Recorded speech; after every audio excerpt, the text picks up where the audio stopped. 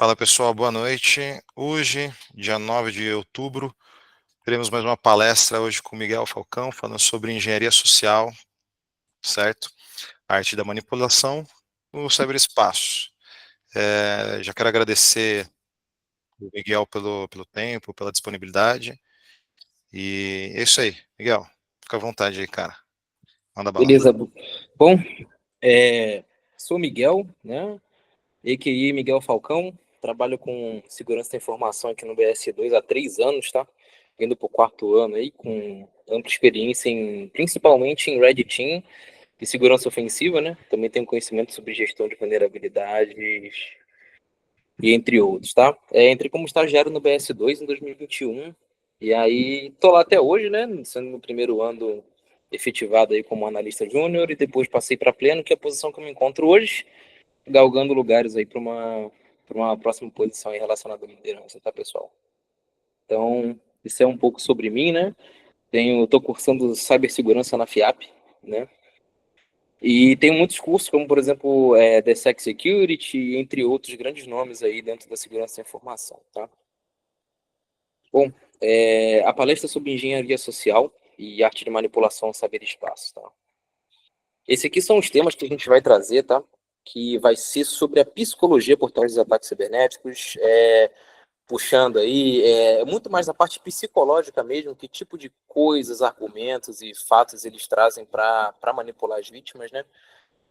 Como segundo, a gente vai trazer técnicas de ataque baseado em engenharia social. Ataque a gente se refere a mais ataque cibernético, né? Então, são técnicas realmente ali bem efetivas e mais voltadas para o âmbito técnico, né? Da cibersegurança mesmo. E o RAT, que é o Remote Access Trojan, que a gente vai trazer também, que é um tema que vem crescendo muito na internet. Desde os primórdios da internet ele já existe e ele é um ataque persistente que existe, sempre vai existir, né, dentro da segurança da informação. Vai ser o nosso eterno inimigo aí, cara. Vou trazer uma breve introdução aqui, tá? O que é engenharia social, né? É uma técnica que utiliza manipulação psicológica para enganar indivíduos e obter acesso a informações confidenciais ou comprometer sistemas inteiros, tá? Esse breve trecho, quando nós falamos de engenharia social, a gente já se refere logo a phishing, ou vishing, ou spear phishing, ou qualquer outro tipo de coisa relacionada à tecnologia da informação, tá? Só que, para desmistificar um pouco isso, segurança da informação, a gente sempre tenta alertar, né, sobre os perigos da engenharia social. A engenharia social não está presente só no âmbito de tecnologia, tá? A gente tem a engenharia social presente em todas as áreas da sociedade, tá? Inclusive, eu queria começar a trazer aqui, né, para a palestra, né, alguns exemplos do dia a dia que a gente utiliza em engenharia social. Então, por exemplo, o fato de um vendedor que está ali usando de sua persuasão para poder tentar fazer uma pessoa comprar, às vezes um desconto que ele pode dar que o concorrente dele não tem, às vezes uma pesquisa de preço que ele vai lá e coloca um preço um pouco abaixo do mercado. Então, isso são alguns exemplos de engenharia social, tá? Que a gente utiliza no nosso dia a dia, fora do âmbito de tecnologia, tá? E também, né, trago também uma reflexão sobre esse tema, né? Que assim, eu provavelmente, se eu fizesse essa pergunta, né, de qual que é o maior engenheiro social de todos os tempos, né? E aí, pouquíssima gente iria saber responder, mas já trazendo a resposta muito mais simples do que a gente imagina, são os nossos pais, né? Pô, Miguel, mas como assim, cara, nossos pais, pô, como assim?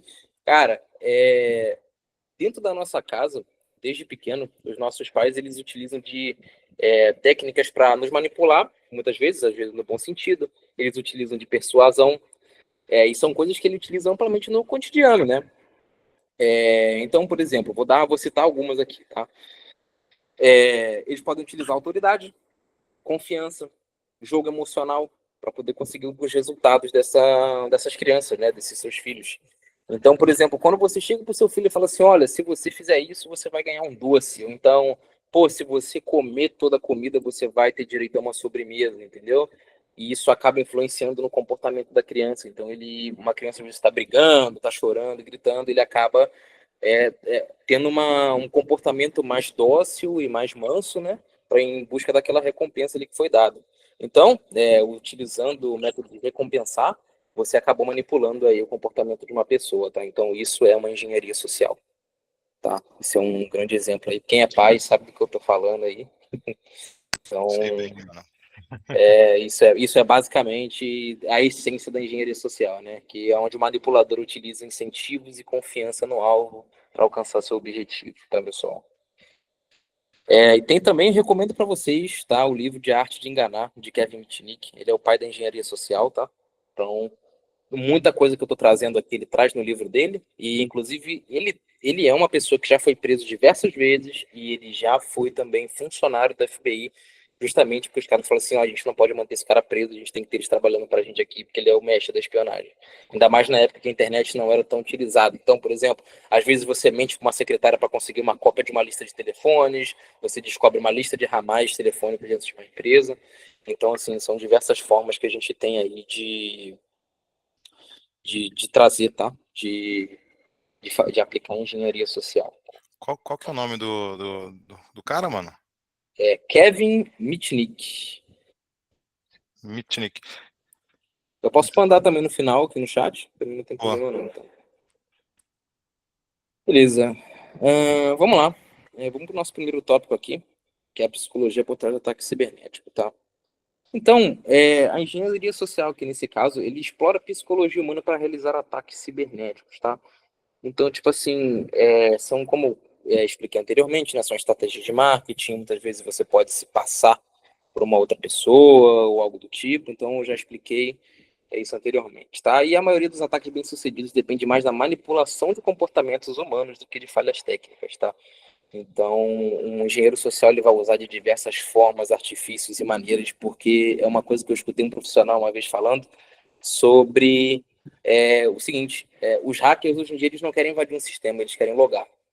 Então, é muito mais fácil hoje você fazer uma pessoa revelar e entregar suas credenciais de acesso do que de fato quebrar ali a autenticação, tá? Porque a autenticação hoje a gente usa Auth 2.0, a gente usa Salt, a API Key, a API Secret, a gente usa CAPTCHA para evitar ataques automatizados, a gente também tem MFA, tem gente que tem até 3FA que pede código por telefone, código por e-mail, Face ID, então a gente tem diversas camadas de proteção na tecnologia. Então, como sempre, né? A falha humana sempre sendo explorada aí, porque não tem patch de correção para falha humana, né? Eu acho que isso é importante ressaltar aqui. Beleza. Então, alguns desses pontos que eles utilizam, principalmente para quem for ler o livro do Kevin aí, vai perceber muito isso, que muitos ataques eles são baseados em confiança, tá? Então você cria uma relação de confiança entre o atacante e a vítima. Tá, e como que a pessoa faz isso, cara? Às vezes você às vezes você pode se passar por uma pessoa que está trabalhando na empresa, então às vezes você conhece um termo técnico, alguma coisa. Então vou usar o exemplo do Kainan aqui, que ele é um funcionário, ele trabalhou comigo, né, por muito tempo no Banco PS2. Então, por exemplo, a gente tinha uma maneira de conversar.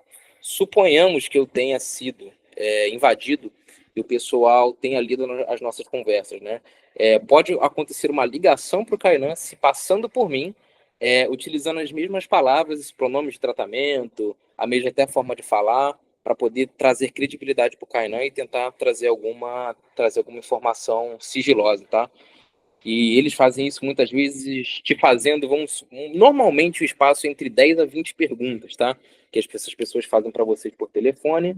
E dessas 10 a 20, apenas uma é necessária para ele. Então ele vai utilizar essas outras 19, essas outras 9, para poder criar uma confiança e falar assim: essas informações que ele está pedindo são tão irrelevantes, né?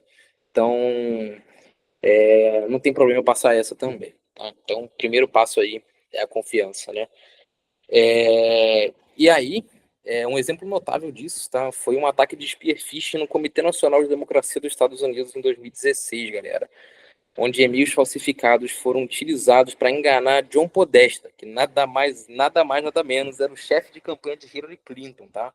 Levando à violação de uma série de informações sensíveis. Então, assim, a gente tem diversos. Isso acontece, cara, todo santo dia. Isso acontece mais vezes do que vocês imaginam. Mais para frente eu vou trazer alguns dados, né? De vetores como, por exemplo, Verizon, enfim, que trazem essas informações, tá? Então, fechando o tópico de confiança, era isso, né? Então, ele estabelece primeiro uma relação de confiança entre as pessoas, tá? Depois disso, eles utilizam o medo e a urgência, tá? Porque um estudo realizado pela Proofpoint mostra que 60% dos ataques de phishing utilizam uma falsa sensação de urgência, ou seja, às vezes é um e-mail se passando por um chefe seu,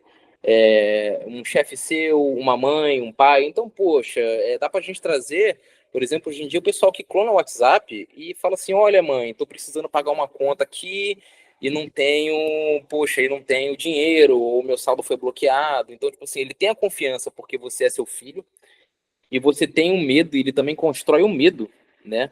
E a urgência de você, do filho tá em apuros ali, tá precisando da mãe. Então ele ativa não só essas áreas, mas também outras áreas cognitivas do cérebro, como por exemplo, instinto materno, entendeu? É o instinto de proteger a cria ali, né? Que nós somos seres humanos, então temos isso por padrão. Então, é basicamente assim que funciona, tá? O medo e urgência e a confiança são os três principais pontos que eles trazem aqui para fazer ataques de phishing, tá, pessoal? Então, nós temos aqui alguns casos reais, tá? Que aconteceram relacionados à engenharia social, que foram o Twitter, né, em 2020, que tiveram atacantes conseguiram acessar sistemas internos do Twitter e sequestrando contas de figuras públicas como Elon Musk. Não foi só o Elon Musk que foi invadido, tá, pessoal?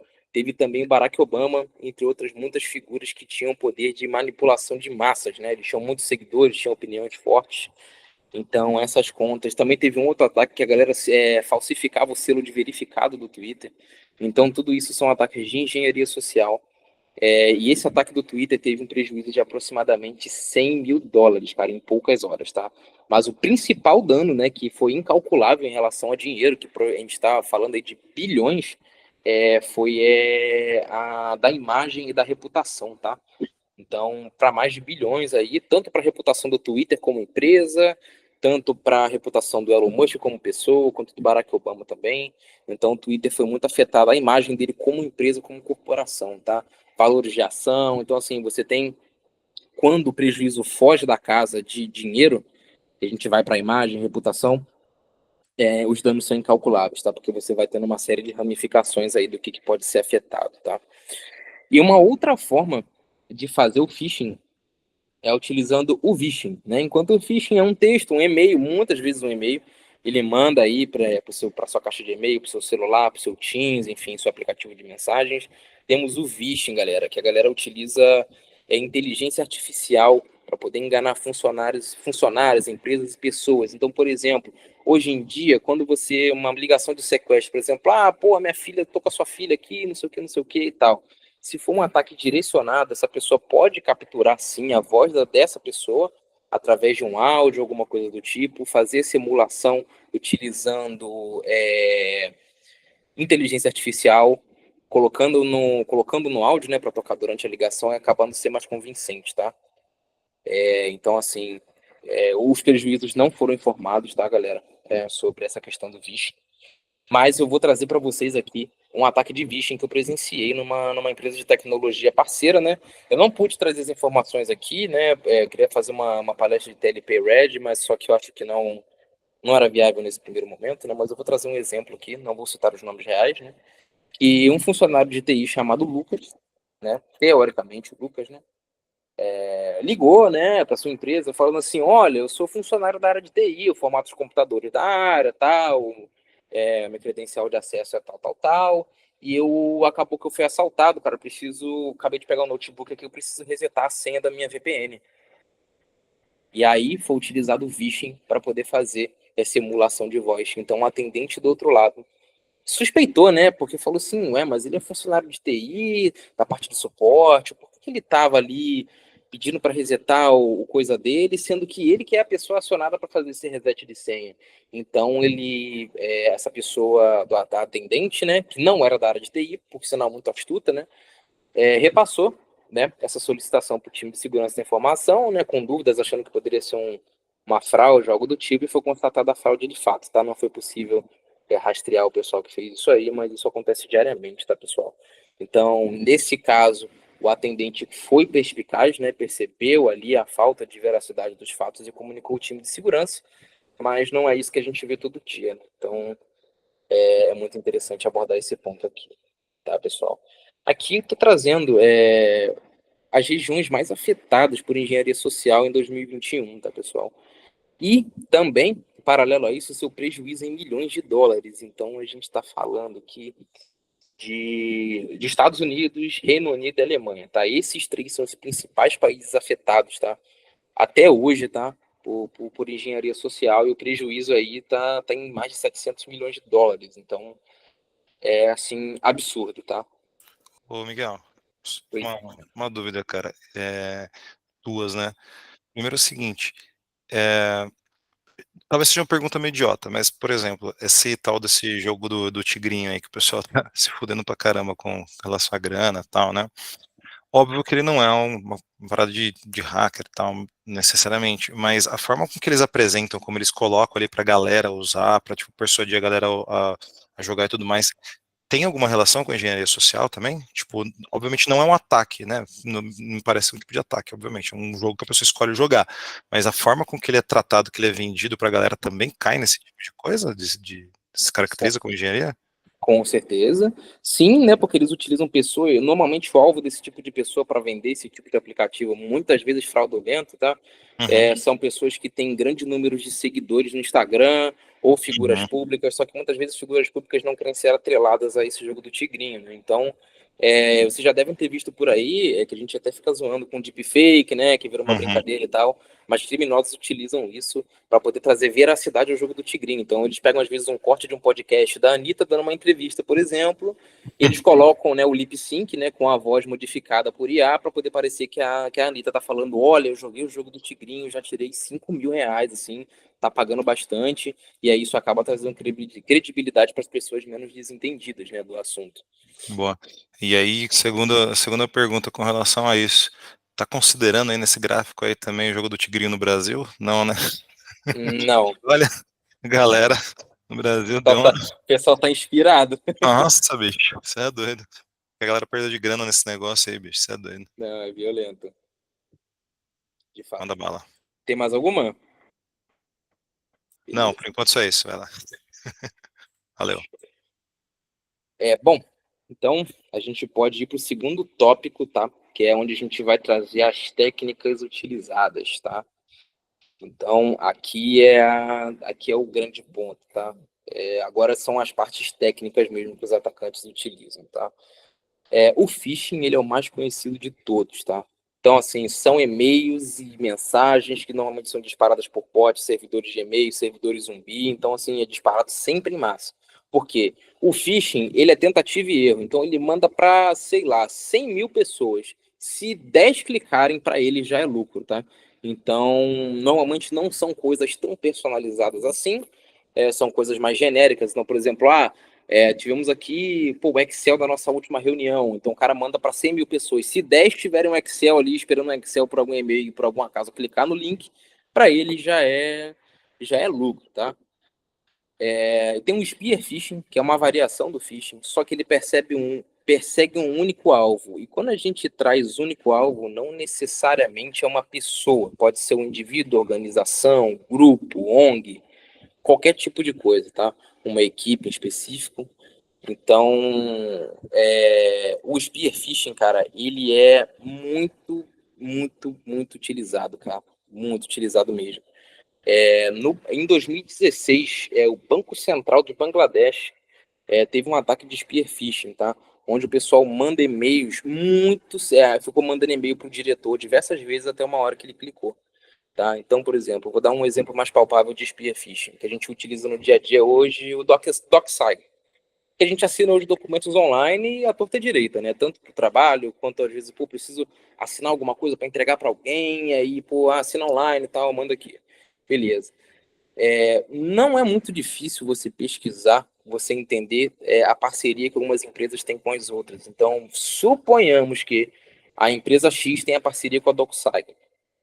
É fácil você pegar aquela empresa ali, conseguir uma lista de e-mails daquela pessoa ali, né? Ainda mais, isso não é novidade para ninguém, tá? Mas, por exemplo, empresas que utilizam e-mail da Microsoft, normalmente é o primeiro ponto, último nome, arroba, nome da organização.com.br. Isso aí, cara, informação pública já praticamente. Então, as pessoas, elas pegam essa lista de e-mails, dentro daquela organização e manda o spear phishing. Ah, Miguel, mas como? Pô, ele cria um e-mail exato igual ao da DocuSign ali. Ah, olha, tem documento pendente para você assinar, documento pendente para você assinar. E fica te mandando ali até você clicar no link, entendeu? Pô, às vezes a pessoa que já tá no vício ali do dia a dia de clicar no DocuSign ali, no link sem verificar e tal, clicou ali, cara, já era, tá? Já é uma porta de entrada para o pessoal, tá? E a gente tem também o tailgating, tá? Os atacantes, eles fisicamente podem seguir uma pessoa, um funcionário dentro de um prédio protegido, cara, e isso acontece mais vezes do que vocês imaginam, porque eles utilizam também da nossa educação. Eu sou uma pessoa que muitas vezes já fui chamado de mal educado, porque ao entrar na porta do meu trabalho, vem uma outra pessoa junto comigo querendo pegar carona com a porta. Eu falo assim, opa, aguarde um minuto, se identifica, por favor, e entra pela porta. Essa é a maneira correta que a gente tem que tratar. Porque muitas vezes eu nunca vi aquela pessoa ali. Então, às vezes, a pessoa pega uma carona com você na porta, que você quer ser educado, gentil, entre outras formas, você acaba deixando entrar um invasor dentro da sua empresa, tá? Tem alguns outros casos também, eu não tive autorização para divulgar, mas basicamente aconteceu exatamente isso, cara. Deu carona de porta para uma pessoa, inclusive era uma mulher, ela não tinha nenhum conhecimento técnico relacionado a nada disso, ela só foi paga por uma pessoa para poder pegar e colocar um dispositivo dentro de uma indústria. E aí ela simplesmente utilizou de sedução, né? Também, porque era uma mulher bonita, bem atraente, então ela utilizou da sedução para poder entrar dentro do prédio, né? Fala assim, ah, nossa, esqueci de minha credencial de acesso, não consigo entrar, esqueci meu crachá e tal. E aí o pessoal abriu, o segurança abriu a porta para ela, porque ela falou que o crachá dela estava dentro da bolsa dela, que estava dentro do escritório. Então ela entrou, colocou esse dispositivo embaixo da mesa e saiu. E a partir daí, o pessoal conseguiu interceptar o tráfego de rede. Aconteceu um ransomware absurdo, que foi um impacto assim imensurável, que devastou a empresa desse meu conhecido. Então, as mulheres também são excelentes engenheiras sociais que utilizam de várias formas para poder conseguir o que quer.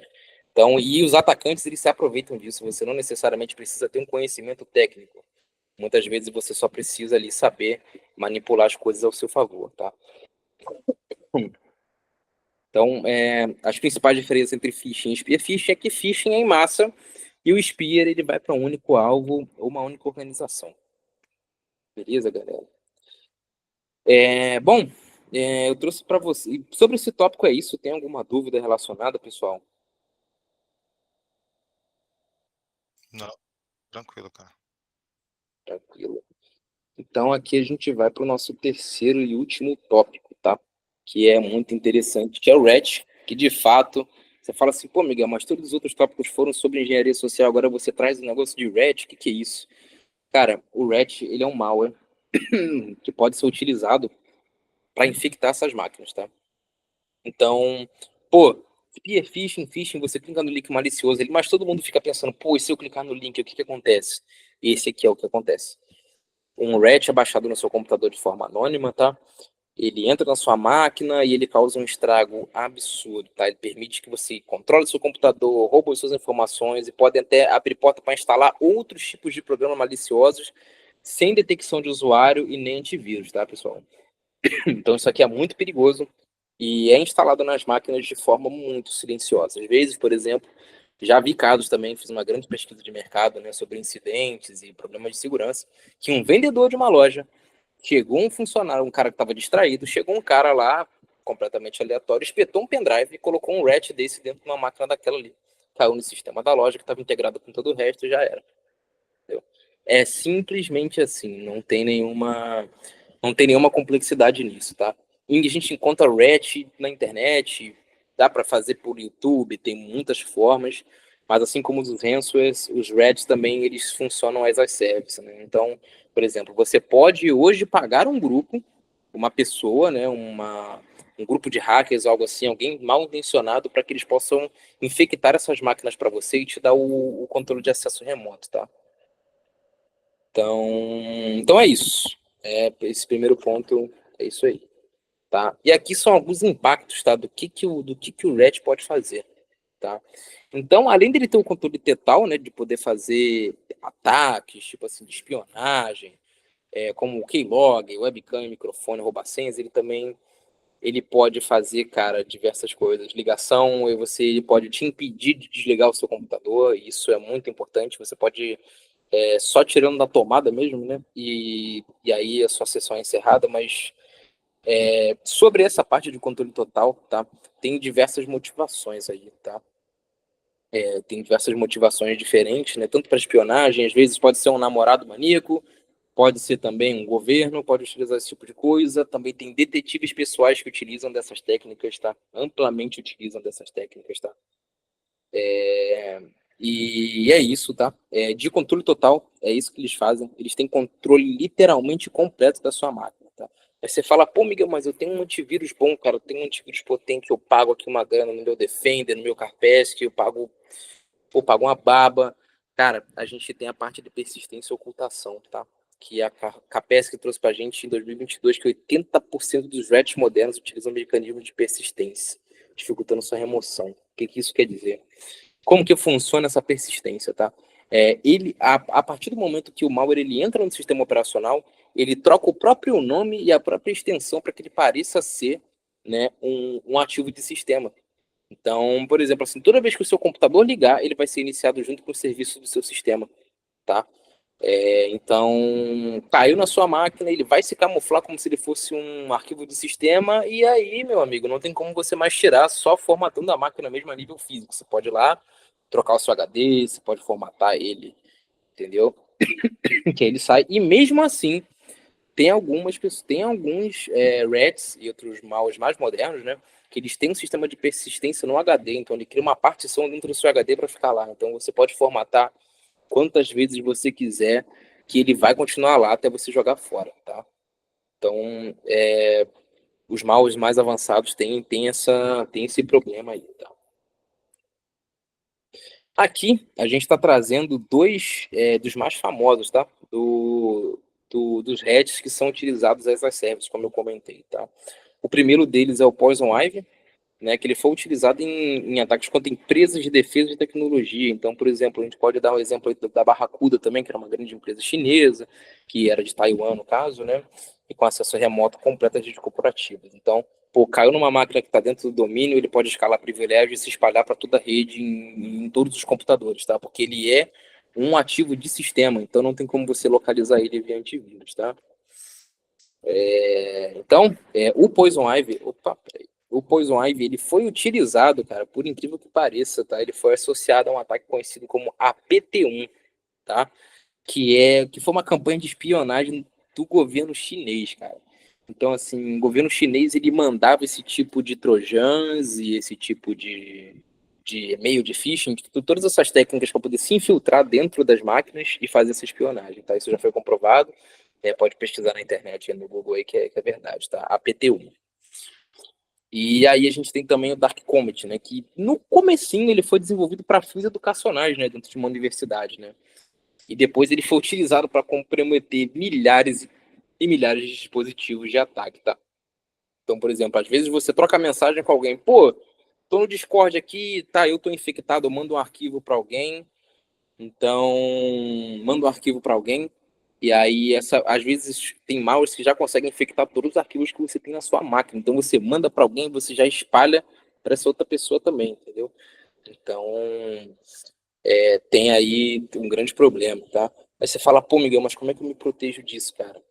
Assim, tem muitos antivírus que estão contando com inteligência artificial para identificar é, anomalias de sistema.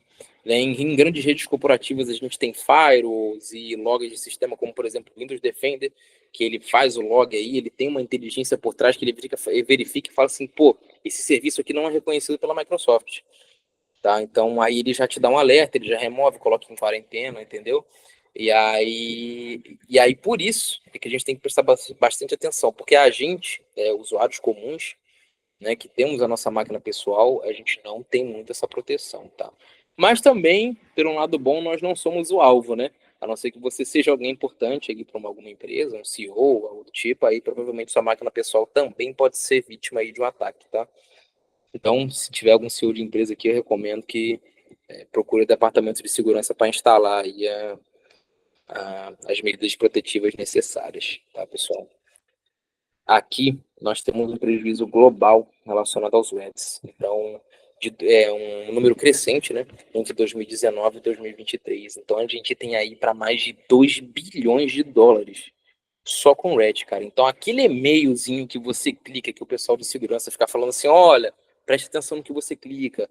Olha, pessoal, preste atenção no que você manda. Pô, se vocês viram alguma coisa diferente, manda pra gente aqui do arroba spam. Então, são coisas que a gente realmente tem que prestar atenção, tá, galera? Porque um simples link que você clica pode causar ruína de toda a sua empresa, tá? Então, é muito complicado, tá?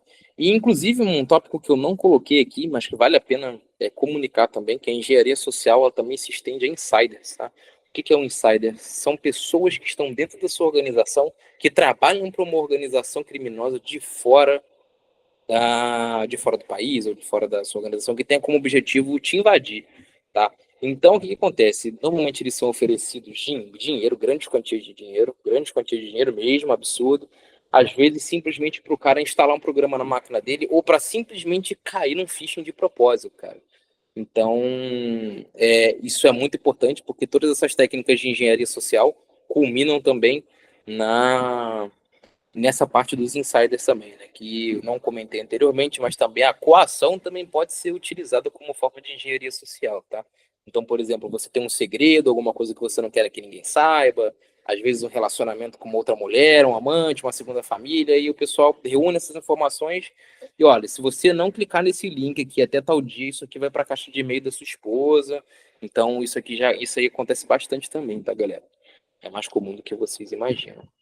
Tá? E aqui são os países mais afetados por Reds em 2021, cara.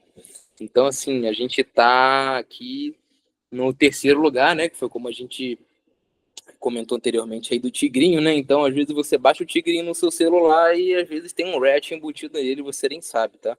Seu celular pode estar infectado com alguma coisa aí você não sabe, tá? Então, nós estamos em terceiro lugar, só perdendo para a Índia e Estados Unidos, tá?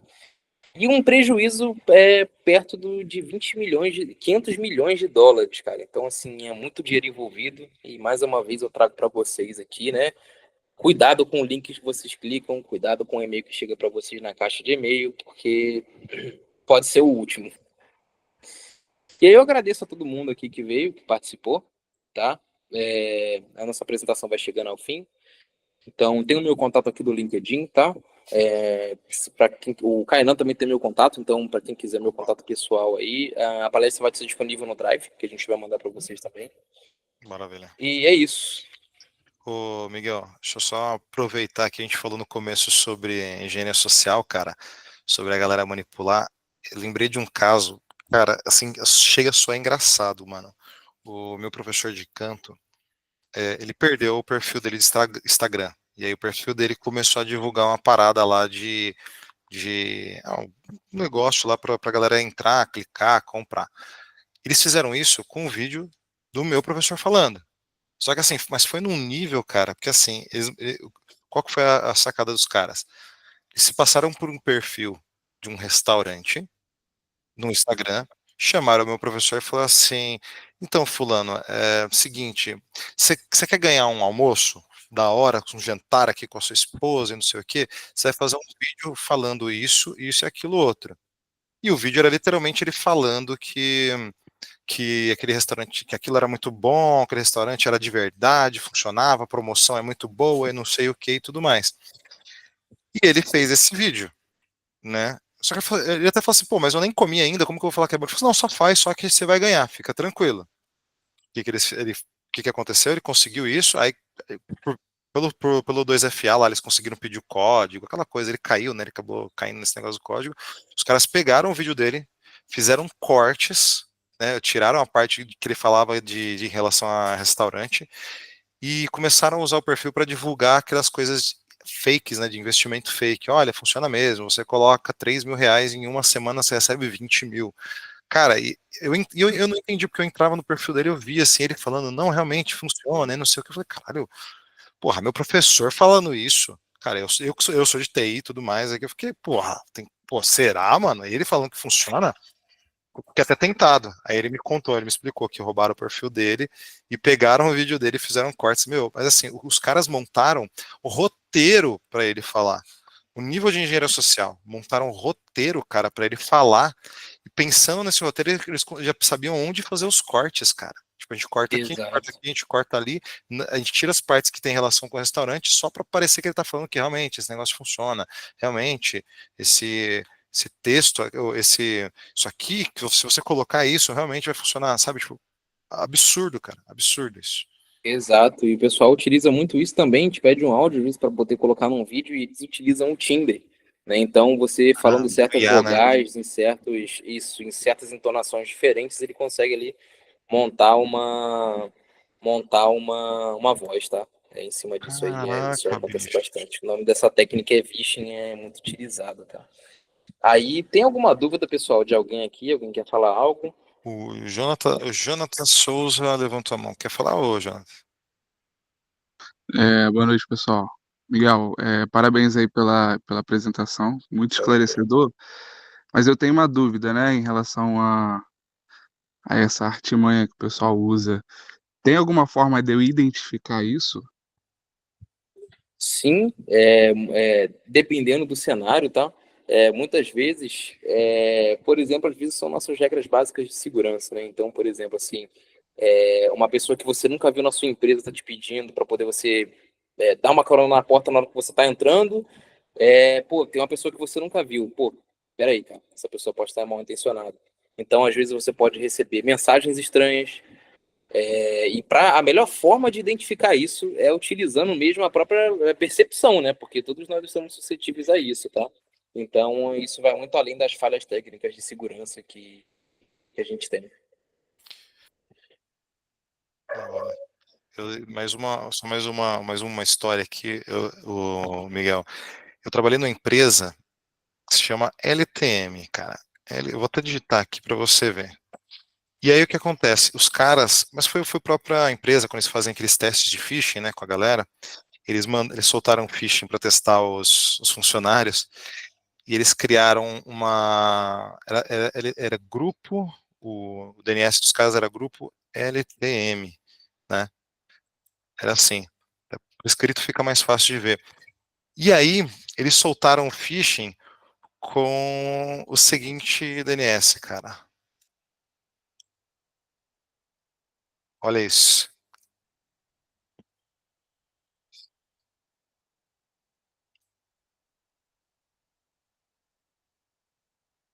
Tá multado, Miguel. Não sei se você tá falando. Nossa, assim, absurdo. Cara, passa assim fácil. E Também tipo, funciona. era Eu sobre. faria diferente, tá? Eu faria assim, ó. O cara trocou o M ali por um R e um N. LTM. Ah. Eu troquei o L pelo I maiúsculo, então Também. já passa Putz, batido também. cara. Nossa, passa batido, fácil. E aí era tipo, sei lá, se você clicasse aqui, você ganha uma bicicleta, meu, assim, acho que metade dos funcionários de TI caíram. Então, tipo, não é uma coisa só de, é só o tiozinho lá de 50 anos que clicou no link errado, não é só, né, seu avô, seu pai, seu tio que clicou, porque não mexe muito no computador, cara. Assim, metade do time de TI caiu nessa parada. Show de bola. O, O Adriano levantou a mão aí. levantou, fala aí, não. Levantei sim. Cara, parabéns pela apresentação. Muito bom. É o tipo de coisa que eu acho que é importante reforçar constantemente, porque funciona em engenharia social porque a gente deixa passar batido. E eu acho que um ponto legal, né, para contribuir, né, e eu acho que ajuda um pouco você ter a mente aguçada para identificar, é assumir que todos os seus dados já estão na mão de grupos mal intencionados, e isso vale para qualquer pessoa. Nosso telefone, CPF, nome, endereço, nome de parentes, isso tudo já está em base de dados que os criminosos têm acesso. Sim, e uma coisa interessante que até você me lembrou aqui comentando sobre isso é o seguinte, pessoal. Muitas pessoas utilizam de relacionamento, tá? Então, por exemplo, muitas vezes você pode se deparar por aí, você vai num bar, alguma coisa assim, muitas vezes é perceptível que pessoas do mesmo serviço sempre fazem, por exemplo, happy hour na mesma quinta-feira, naquele mesmo bar ali. Então, por exemplo, pode ser, você identifica que tem uma pessoa solteira, por exemplo, da equipe ali, e aí você se relaciona com aquela pessoa e na primeira brecha que a pessoa tem, a pessoa dá, você espeta um pendrive, coloca alguma coisa, rouba essas informações. Então, quando forem sair para beber, não levem o notebook da empresa, pelo amor de Deus, tá? É isso que eu aviso para vocês também, tá? Isso é importante. Eu vou fazer uma pergunta um pouco mais técnica, amigo. Eu não sei se você sabe me responder, porque assim, eu fiquei pensando esses dias, tava com a Márcia aqui, esses dias não, já faz um tempo, né? E aí tem alguns serviços, né, principalmente esses de antivírus, né, quando você contrata, que ele fala assim, ó, vamos ver o quanto onde os seus dados estão expostos, né? Aí ele vai, coloca seu e-mail aqui, né? É uma coisa que você contrata lá, sei lá, de algum sistema de antivírus, e ele busca e fala assim, ó, seus dados, você tem isso aqui exposto no site A, B, C, D, cara. Sim, obviamente tem alguma técnica para os caras saberem isso. Mas, porra, fiquei pensando, como que os caras conseguem identificar? Tipo, como que, sei lá, o provedor ali de antivírus olha e fala assim, eu sei que seus dados estão nesse site aqui da Microsoft, tá público isso. Meu, até senha, cara. Até senha aparece ali, bicho. Como que os caras Então, conseguem fazer isso? a gente tem dois aí, a gente tem dois pontos principais aí para essas técnicas, tá? A principal delas, que é uma das que eu utilizo também, que é gratuita, que é o Have I Been Pwned, tá? Então você entra nesse link, digita o seu e-mail e você vê se sua senha já foi vazada em algum vazamento de dados, tá? Por exemplo, tem um GitHub, né, que tem todos os vazamentos e leaks de dados que já tiveram na história, assim. Então, são teras e teras de informações que estão lá armazenadas. E aí o Have I Been Pwned, ele faz uma consulta ali, utilizando algoritmos, para poder trazer essas informações para você dentro dos arquivos de texto, né? Então, se sua senha, o seu e-mail tiver ali de algum arquivo de texto daquele, ele vai saber, tá? E o outro, que é utilizado amplamente por organizações, que é o mais voltado, tá? Para organizações, né? Que são para nossas enterprises aí. Nós temos aqui, ó, o intelx.io. Tá? Então, o intelx.io, ele é uma ferramenta paga, tá? Mas ele é a melhor ferramenta que a gente tem para descobrir vazamentos de dados. Então, às vezes você joga, sei lá, vpn.atlas.com.br. Ele vai trazer assim, pô, o que a gente tem aqui sobre vpn.atlas.com.br? Ele vai puxar lá na base dele e vai falar assim, pô, essa URL aqui a gente tem credencial A, B, C e D, entendeu? Que foi vazada. E aí eles trazem essas informações e fazem esse compilado aí. A Alexia Souza levantou a mão. Quer fazer uma pergunta, Alexia? Sim. Miguel, eu tenho uma dúvida, parabéns, sensacional aí você falando. Essa vista aí atrás desse quadro aí do Rio de Janeiro, hein, Miguel? Deixa eu te fazer uma pergunta que eu tenho uma dúvida, se isso é possível, se isso a gente pode pedir. Eu tenho um nome público e meu nome é aberto dentro do Google. E eu já tive problemas em relação à segurança com isso. Por quê? Quando você fala o meu nome e o nome da minha empresa, já aparece o meu endereço pessoal e alguns dados pessoal meu. Se existe alguma forma de proteção de você acionar o Google e para que isso não aconteça, porque quando eu fui pedir isso, que não tivesse o meu nome exposto, não tivesse o meu endereço, que era uma falta de privacidade, o Google me disse que tem algumas pessoas até que pagam por isso. Só que como a minha empresa é no meu nome pessoal, aparecem os meus dados pessoais. Infelizmente, esses dados, essas informações, uma vez que elas já estão na internet, não tem como a gente remover, tá? Eu vou te explicar o porquê.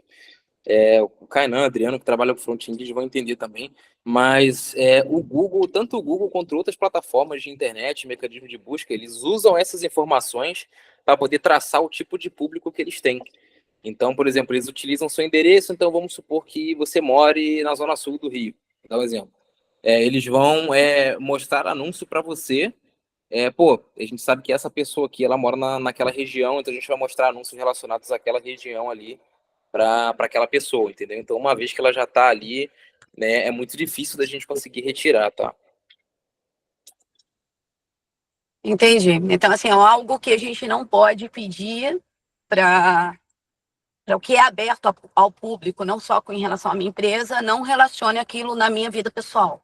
Exato, porque muitas vezes a gente preenche às vezes uma pesquisa, qual que é o seu endereço, o seu nome, às vezes você bota num sorteio, você coloca em alguma coisa, isso é normal, acontece no nosso dia a dia, você coloca hoje a gente tem que dar nosso CPF para praticamente tudo, né?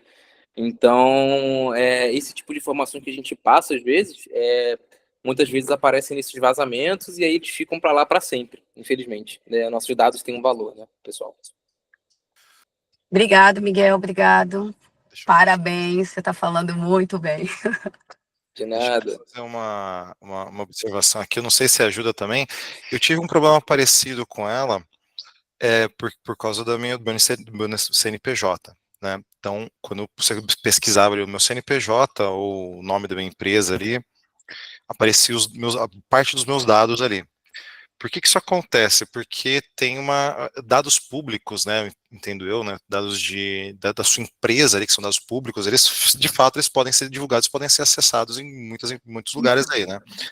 Qual que é o ponto principal? Alguns sites, eles indexam isso, eles pegam isso, né, eles leem esses dados, eles indexam e colocam lá e deixam expostos ali. Então, se você fizer uma pesquisa no Google, sei lá, jusbrasil.com.br, eles expõem ali. Você pode pedir site a site para eles tirarem, mas eles vão tirar só os dados que são públicos. Se tiver alguma coisa além ali, por exemplo, o endereço que está ali, provavelmente é o endereço que foi cadastrado para aquele CNPJ, né? Que, por exemplo, para quem é MEI, eu já fui MEI, eu cadastrei o endereço da minha casa, né? Da minha antiga casa. Então aparecia lá o meu endereço pessoal. Esse era o grande problema. Então é o endereço da empresa que acaba sendo o seu endereço também. Não sei se isso acontece com você, mas aí você consegue para esses sites específicos, para eles, você pode solicitar lá, remover meus dados. Eu sou o dono desses dados. Normalmente tem essa opção lá, tá?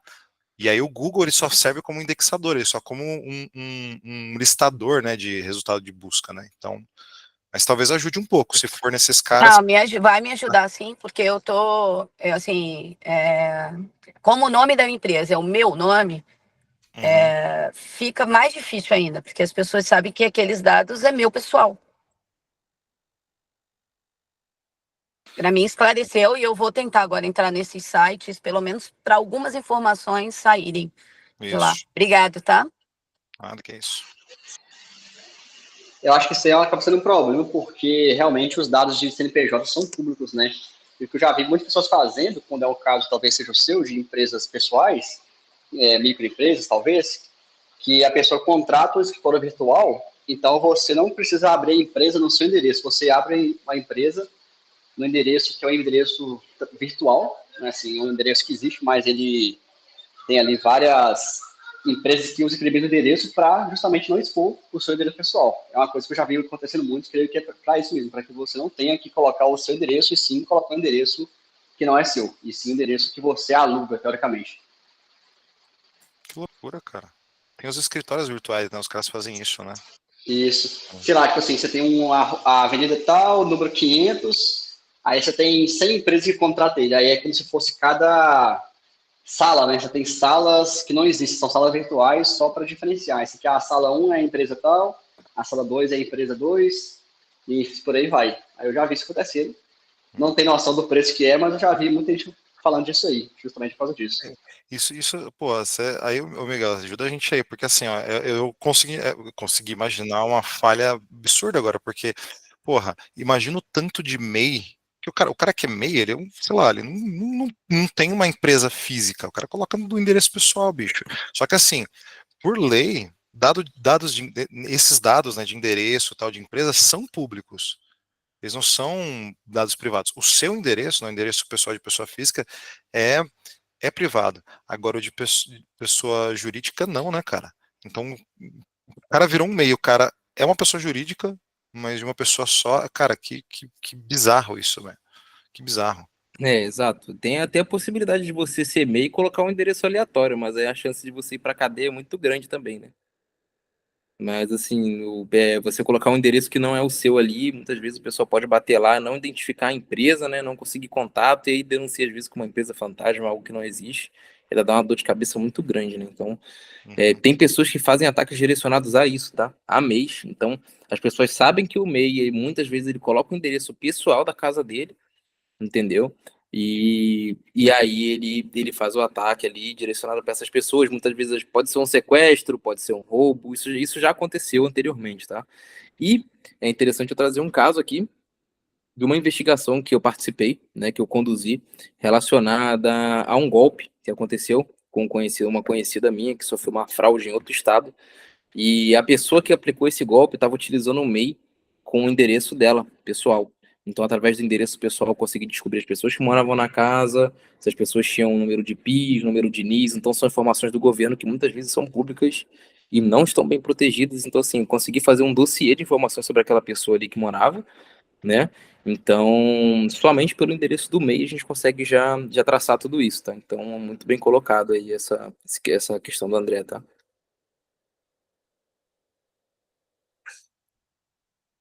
Caraca, mano. Sinistro isso.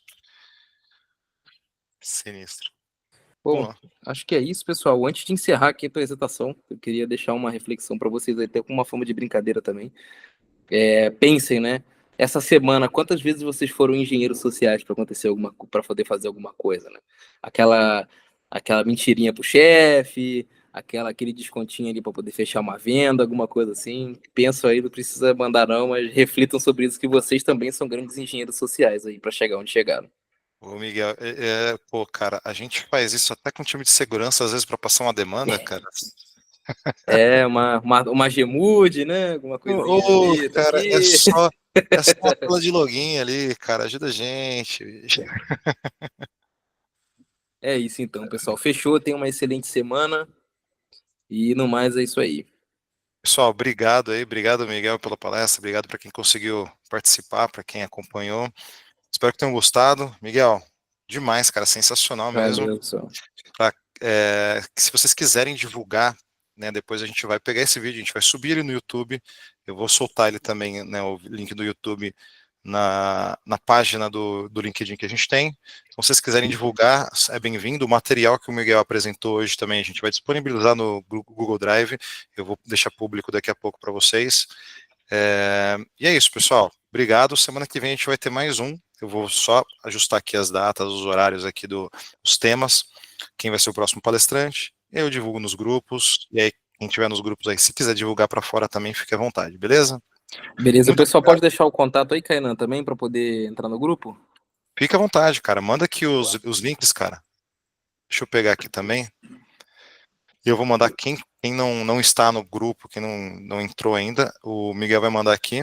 Deixa eu pegar aqui os links aqui. Tenho todos aqui mais fácil. Peraí. E aí vocês podem acompanhar a gente pelo... Ih, caramba, peraí. Pelo WhatsApp, pelo LinkedIn e pelo YouTube. Peraí. Aqui estão os links. É isso aí, pessoal. Muito obrigado de Valeu, novo. pessoal. Tchau, tchau. Boa noite. Até mais. Tchau, tchau. Boa noite. Pessoal, boa noite. Tchau, tchau, parabéns. Valeu. Tchau, tchau.